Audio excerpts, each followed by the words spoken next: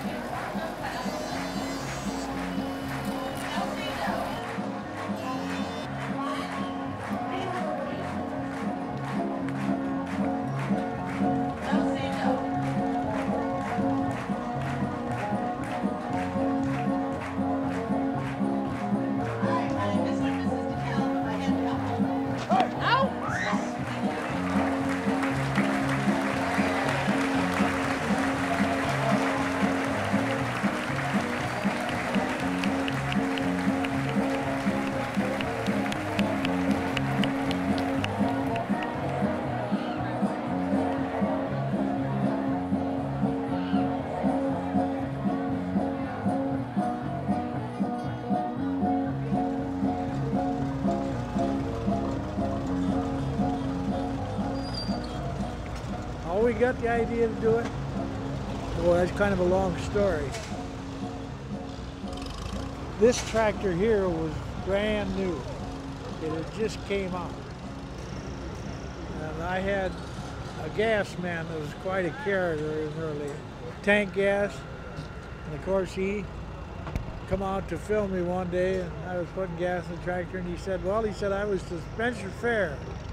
I said, what'd you do, go to the girly show? He said, hell no, I can't go to no girly show. But he said International had them new sea formals in a tent trying to put on a square dance. But he said, hell, that wasn't no square dance. They put a planter over here, a cultivator over there, and they picked them up. They had the fast hits. But he said, I know 8 guys who would put on a hell of a show if they would do that. And we were all square dancing at that time. So that's what started it. I saw this thing done back in the early 50s over here in early Iowa where we're going to eat dinner. And a group of guys did it. And I always remember it, and I always thought it'd be neat to do. You know, they would drive to this guy's place over here by Early, and it's, you know, those tractors, the C's go about 15 miles an hour, and the H's go 20. Well, it was, you know, 4 miles over there for Dad, and, you know, you quit working or whatever, or take your tractor and go over there and dance for a little while, and then you'd come home. You know, you had to bring it home, so, because you needed it the next day. Ford tried it, but they didn't work right. It didn't go very far. These 8 here seem to work the best. They really work the best.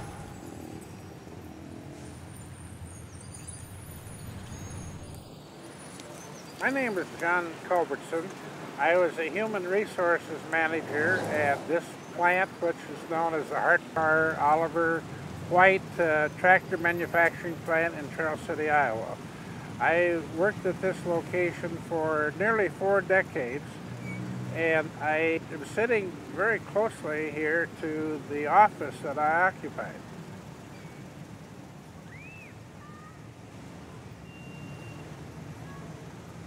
This plant was established in 1901 by Charles Hart and Charles Parr, and the plant was in continuous operation until it was closed down in 1993.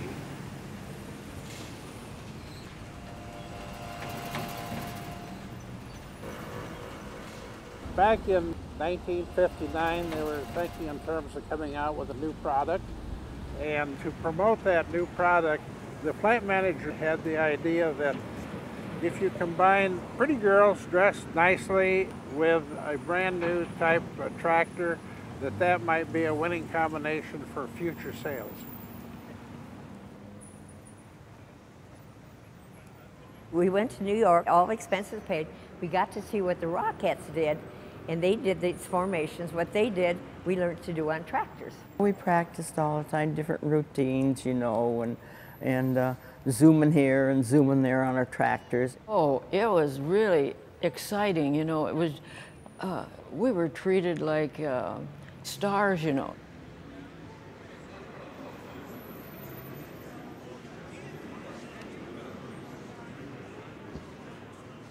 All the ladies who served as Oliverettes were housewives. Most of them had never been on tractors before, never had driven a tractor, and most of them were the wives of businessmen in town, realtor, business people, a dentist's wife, engineer's wife, and so it went. We were never asked to do anything other than just show them how it worked and how a woman could even do it. We didn't do any, do any selling or anything. We just did our routines and so on. They were going to take us on the road somewhere, you know, and do something, but it never got that far. Dealers were just flabbergasted that you take housewives and turn them into tractor square dancers. It was just unbelievable.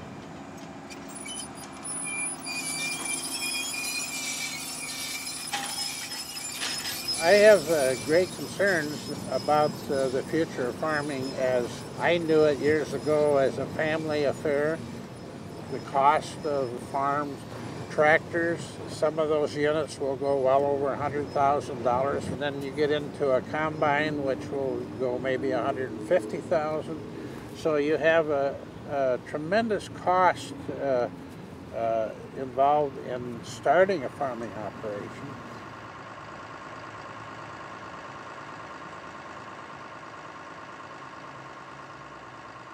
Weddekings, I guess, have been here for probably about 100 years, and my mother's parents, they also came from a century farm. They were the Snells from down by Sac City, and my great-grandfather was the first Weddeking that farmed around Nemaha here in Sac County, and he had, I think it was 5 sons, and one of those would be the grandfather of Lance, and one was my grandfather, and I guess we're the only two, you know, the 4th generation that is still farming here in Nemaha. So.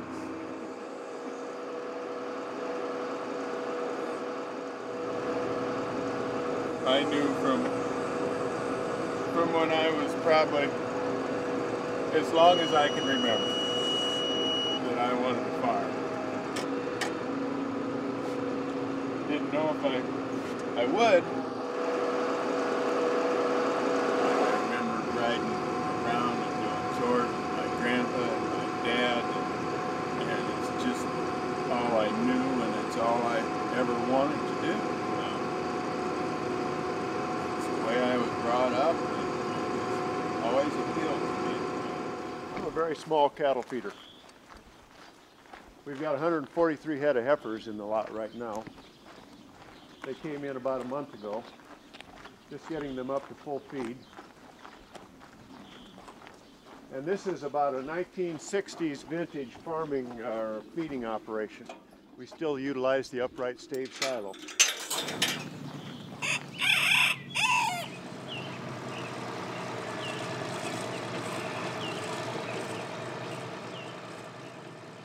I started farming with my Uncle Gale, and then later I started farming also my father's land when he retired. My Uncle Gale is deceased now, and my father has retired, so I farm approximately 1,100 acres with my brother-in-law Matt. And in addition to that, there are 2 other farmers besides Matt and myself that go together, and we plant and we harvest together. We've got 1 planter, and then we lease 1 combine. I tell people that we've kind of returned to the harvesting or the old thrashing ring of yesteryear. I started on the home place. My dad had 200 acres and started farming there.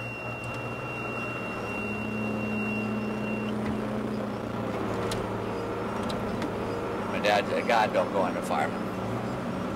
But I ended up with 400 acres.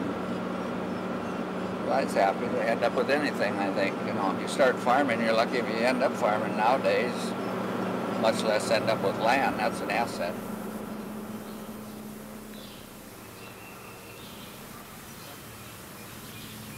I grew up on this farm and probably was on a tractor when I was 6 or 7 years old and loved every minute of it. Farmed with my dad. Anything he told me to do, I did. But you know, I regret not asking him if I could take over the farm. And my dad was, I don't know what you want to say, advanced enough to know that girls could farm, but back then no, girls didn't. It wasn't a thing for the women to do as much. I would gladly have farmed, and I am farming now. I would set him up there and he could see what they're doing.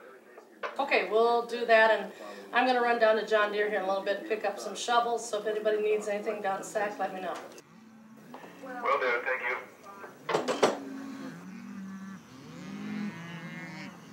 Come on!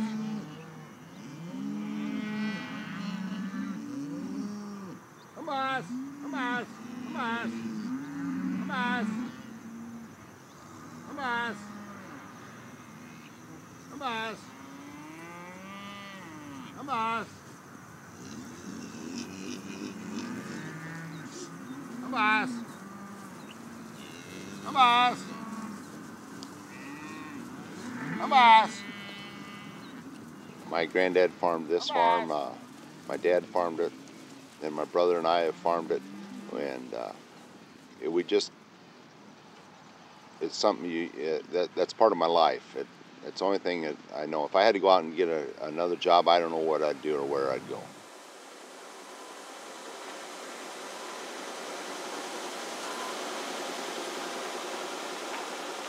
My grandfather came from Arlington, Nebraska area, I think in 1940 or 41, and settled on a farm 2 miles east and just north of Nemaha, and he was in the Ayrshire cattle business and also, I think, purebred Hampshire hogs and also the beekeeping business.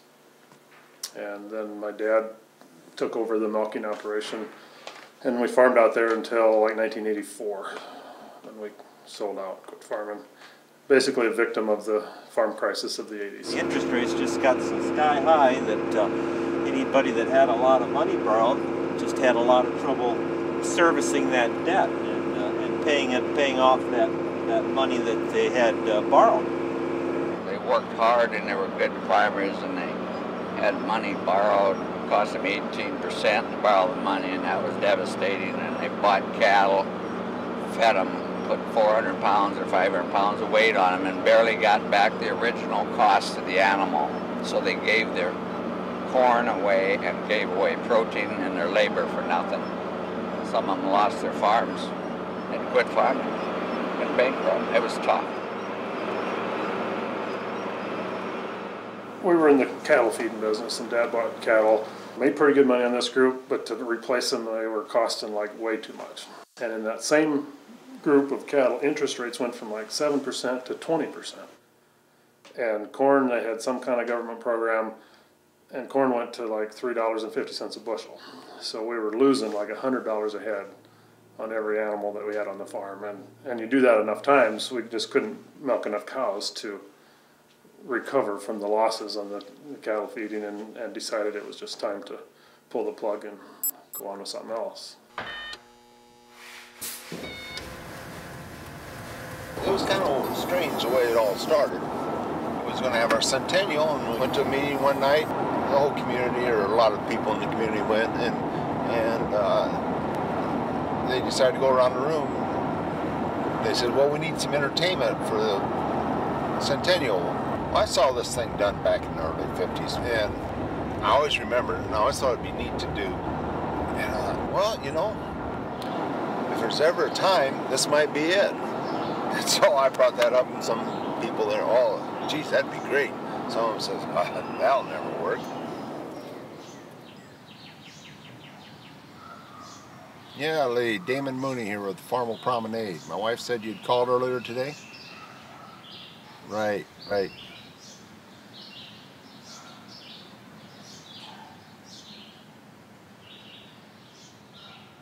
Yeah, that's nice to have that. No, we'll be in there Saturday, and I believe, what was the times on that they wanted us in there? Was it by 9 o'clock or something? 10 o'clock?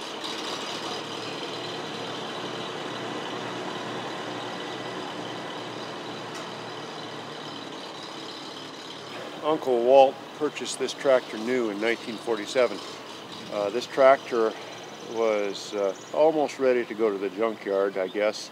It was in pretty tough shape, and it had a belly mower on it. We used it for mowing around the farmstead, but it's got quite an easy life now. All it has to do is dance on weekends. Found this over by Fort Dodge, an implement dealer that had it. It had a belly mower under it. Somebody had used it to mow the grove, and it was in pretty good shape paint-wise, but I bought it, and then we did restore it. It's a little unique. It's a 1944, but the front wheels, I learned after the fact, are off a 39H because they were different in the very beginning. People always ask, well, how'd you decide if you're going to wear a dress or wear the pants?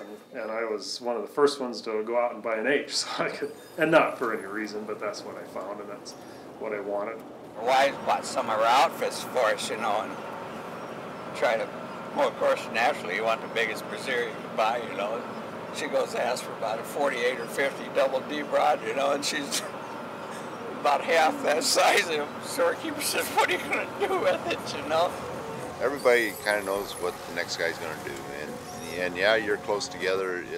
That happens a lot, in planting or harvesting, and just general farm practices when you're working with somebody and there's multiple machines involved. Why, that goes on a lot. Look at this white spot I'm coming to.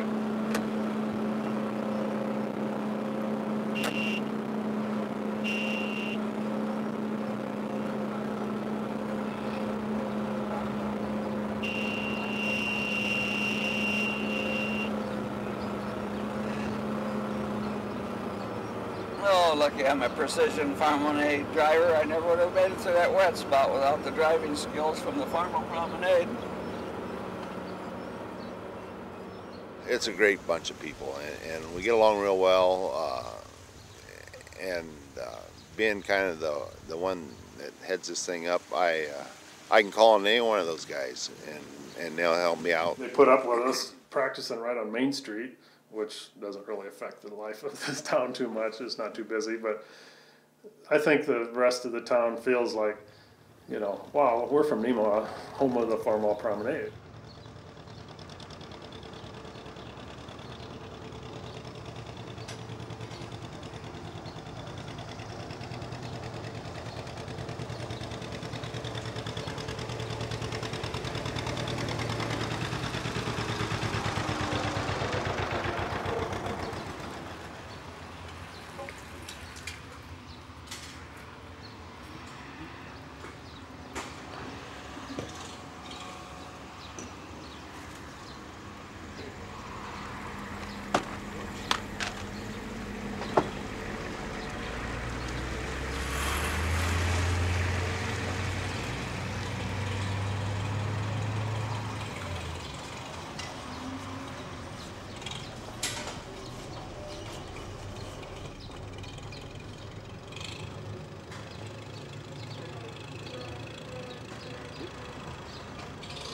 That'll work fine.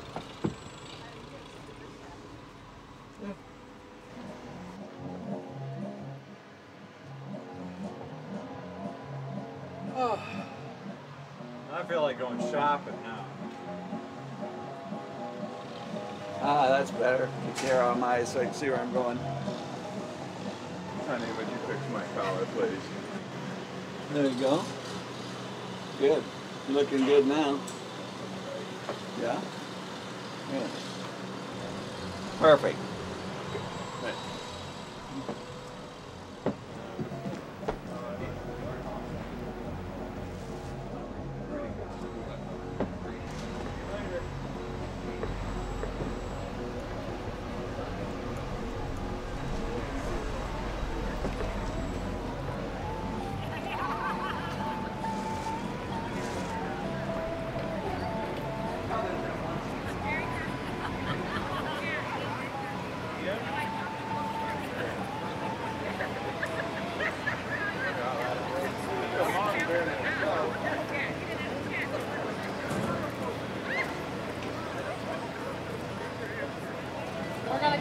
get started. We welcome you to Nemaha, Iowa.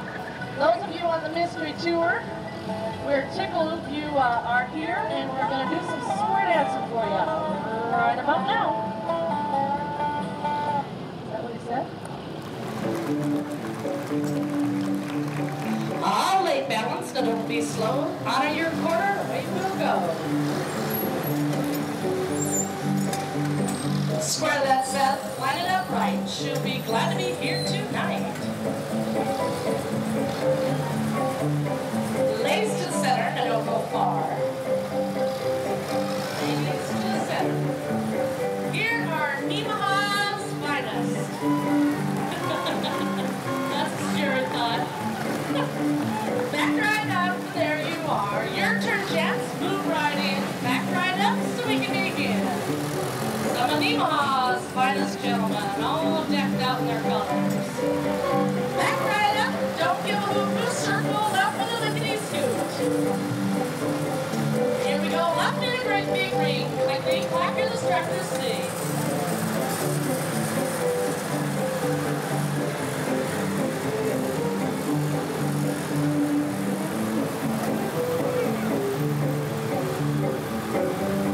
Legs together, Mrs. Garst. When you get home, we'll turn you around. Lift those tires, barely make sound. Turn you around. Barely make sound.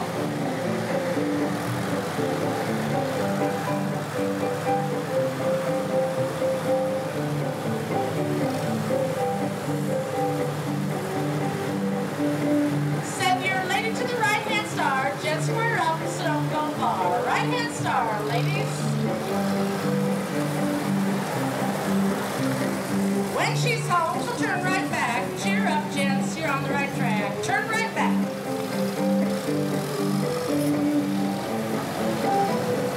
Now she's home, at your gate. Swing her around, don't be late. Gents, move into the right-hand star. Halfway around, you don't go far.